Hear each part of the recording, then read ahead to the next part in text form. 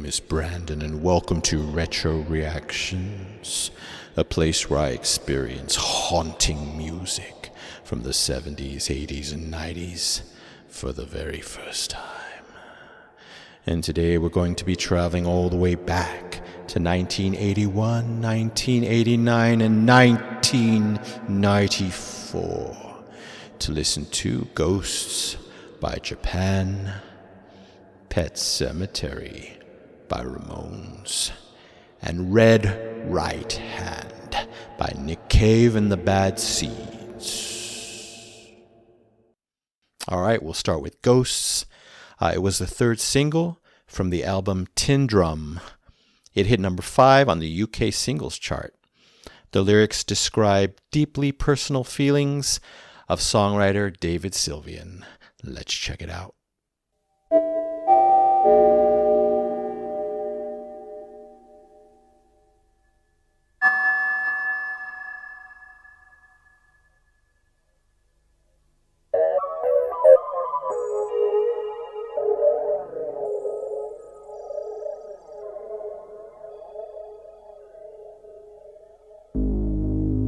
When the room is quiet,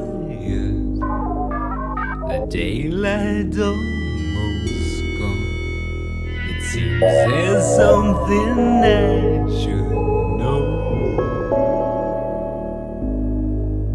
Well, I ought to leave, but the rain, it never stops, and I've no particular place to go.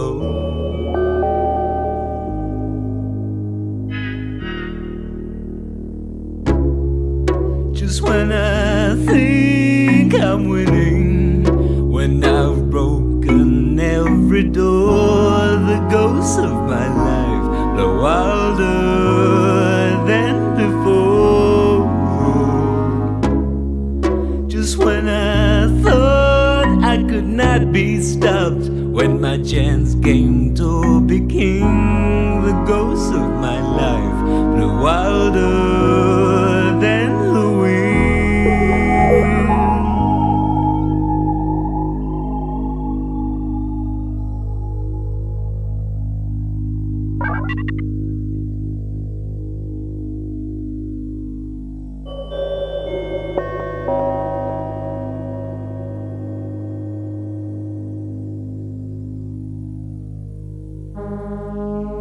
Well, I'm feeling nervous. Now I find myself alone. The simple life's no longer there. Once I was so sure. Now the doubt inside my mind comes and goes, but leads nowhere.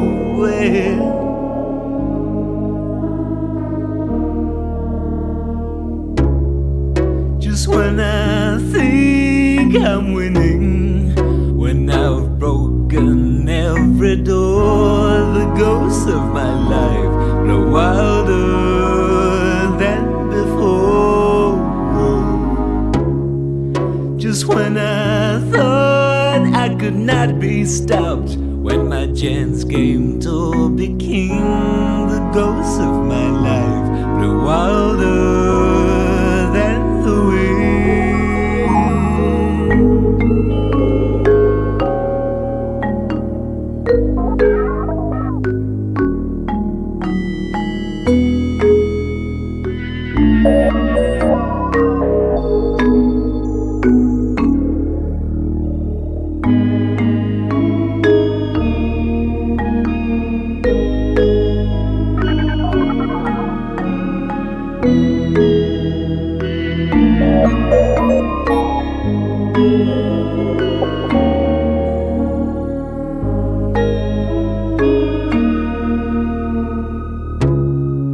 Just when I think I'm winning, when I've broken every door, the ghosts of my life blow wilder than before. Just when I thought thought I could not be stopped when my chance came to be king. The ghosts of my life grew wilder than the wind.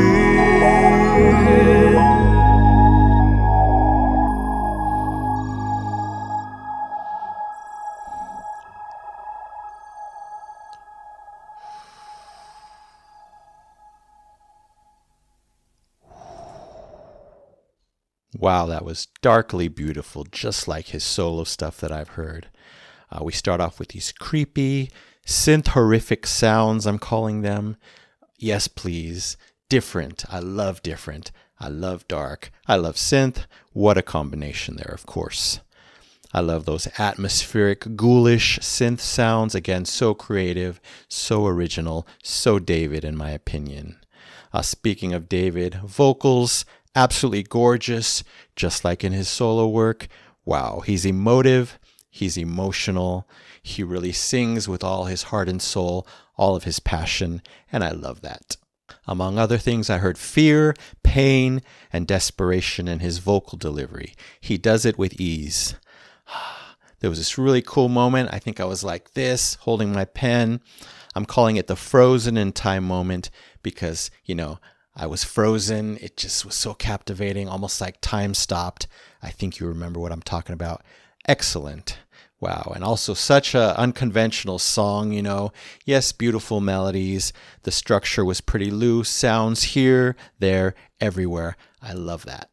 I already know my absolute favorite part of the song. I believe it was the chorus, and I'm so glad they repeated it several times. It's where he is singing, "The ghosts in my life are louder than the wind," I think is what he said, at least on one of the lines.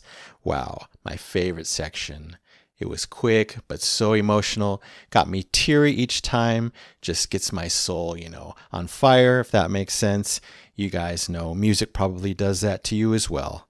Wow, so beautiful. But I love the whole thing, of course. And those strong, pattering marimba sounds throughout the song. Beautiful as well. Such an unexpected choice, but I loved hearing it. In my opinion, it's a pretty stripped back song instrumentation-wise. Pretty simple, but still, so evocative and so atmospheric. The world he created here, absolutely full, beautiful, devoid of nothing. I absolutely need a music video for this. I'm pretty sure there would be one. I'll have to check. I sure hope so. And then to end with this nice bookend moment with those synth-horrific, ghoulish sounds coming back just for a few seconds. Really loved it. A short but beautiful, complete journey for me. And no question about it, this one's getting the Epic Platinum Record Award. Absolutely, for Ghosts by Japan. 1981, and thank you so very much, the amazing David Sylvian, Richard Barbieri, I know that name, and Steve Jansen. All right, on to Pet Sematary by Ramones. It was also a single, comes from the album Brain Drain. Wow. It was written for the 1989 Stephen King film of the same name. Interesting. The lyrics describe a mysterious burial ground where the dead come back to life, but not as they were before. Here we go.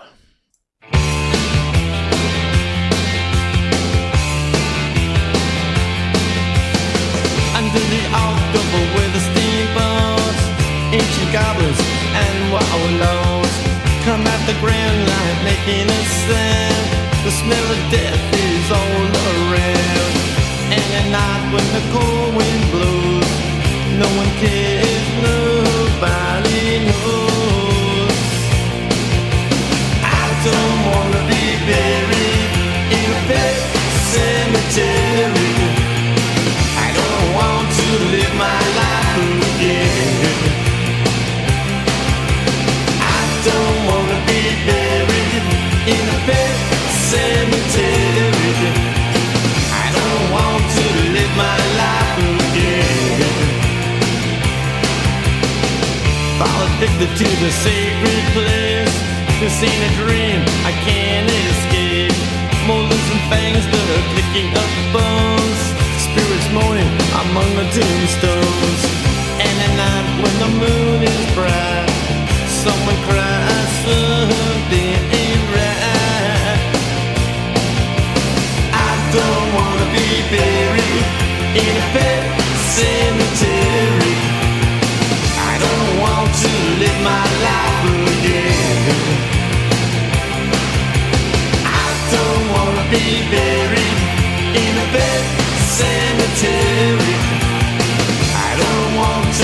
my life again.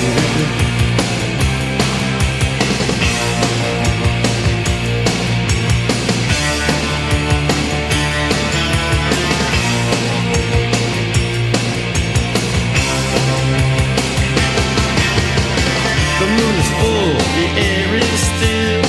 All of a sudden I feel a chill. Victor is grinning, flesh is riding away. Skeleton dance, I curse these days. And at night when the wolves cry out, listen close and you can hear me shout. I don't wanna be buried in a pet cemetery.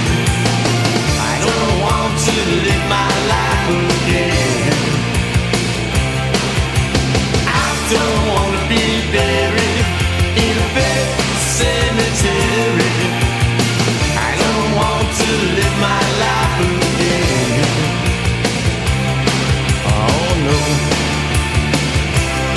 Oh no. I don't want to live my life again. Oh no. Oh, I don't want to live my life again. Oh no, no, no.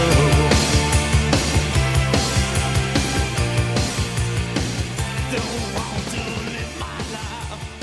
Nice.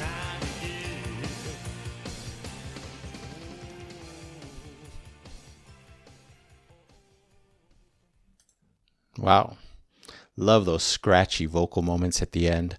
We'll talk more about his voice, but was really expecting a big electric guitar solo. I was waiting, didn't happen. But still, such a strong and catchy song. I definitely love the classic 80s rock vibes happening in this short song.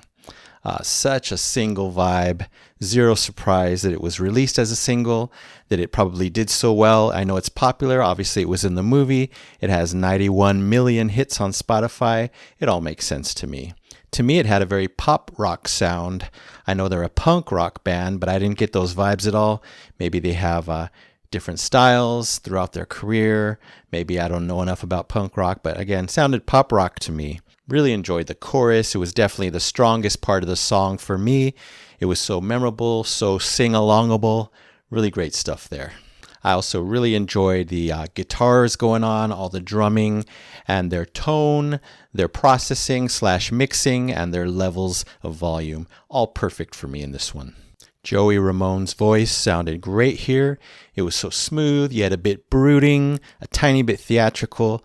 It's actually my favorite vocal of him. Yes, I only know a few of their big songs, but definitely this is my favorite vocal that he's done, that I know. So overall, a very strong rock soundtrack song.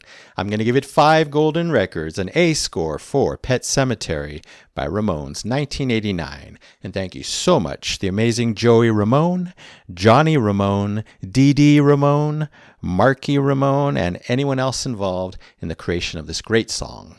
All right, we'll finish off with Red Right Hand from Nick Cave and the Bad Seeds. It was also a single from the album Let Love In.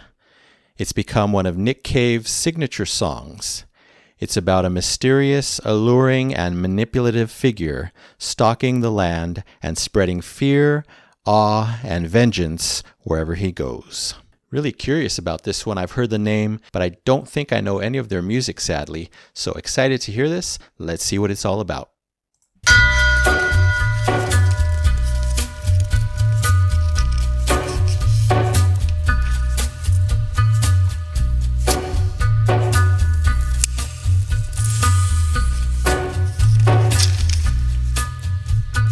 Take a little walk to the edge of town and go across the track where the viaduct looms like a bird of doom as it ships and cracks, where secrets lie in the border fires and the humming wires. Yeah, man, you know you're never coming back. Across the square, across the bridge, past the mills, past the stacks. On a gathering storm comes a tall, handsome man in a dusty black coat with a red right hand.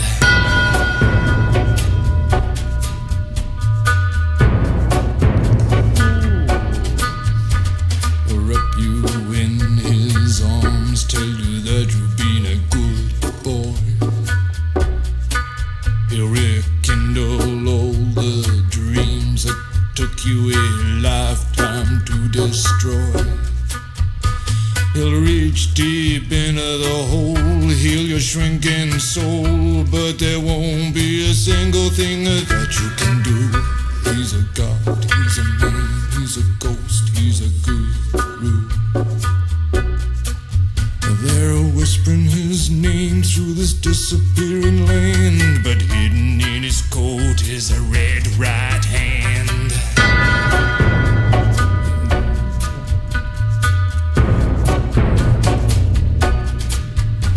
You don't owe no money, get you some. You don't have no car, get you one. You don't have no self-respect, you feel like an insect. Well, don't you worry, buddy, cause here he comes through the ghettos and the barrio and the barry and the slum. His shadow is cast wherever he stands, stacks of green paper in his red right hand.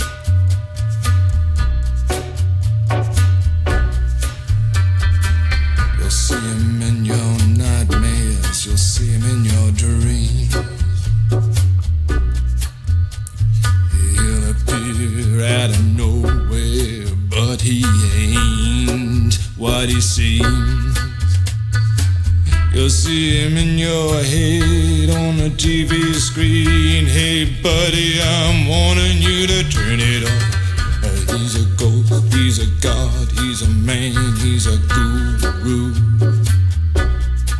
You're one microscopic cog in his catastrophic plan, designed and directed by his red right hand.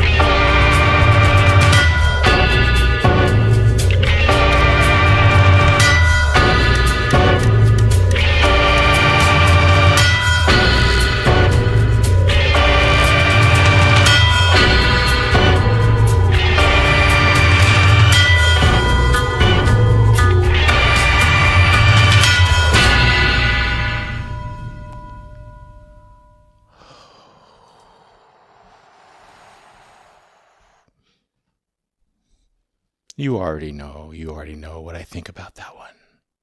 Wow, so unbelievably original and great. That's what I love about a lot of these Halloween songs, including the ones I've already heard this season, the ones from last season. They just seem to be so outside of the box, more freedom in the musical and artistic choices. Makes sense, and I love it. I absolutely love that 60s throwback vibe. Took me a while to figure out what decade it reminded me of. I'm coming up with 60s. And then I wrote down The Doors, that's it. Especially the voice, sounding a lot like Jim Morrison, that similar vibe. They have dark songs that probably sound similar to this. I would not be surprised if The Doors was a huge influence on Nick Cave and his band. Very cinematic and theatrical, full-on storytelling happening here. You know I'm going to gravitate towards all of that. Then they give me bells, they gave me timpani, and so much more. You know I'm in love. I also loved Nick Cave's deep vocal tone. The tone alone was amazing, but then he stylized it to fit the song, kind of theatrical, not too overdone, but he seemed to be kind of mumbling his words, just little touches here and there, some smaller, some bigger. Put it all together, it fits the song perfectly and just gives it that extra something.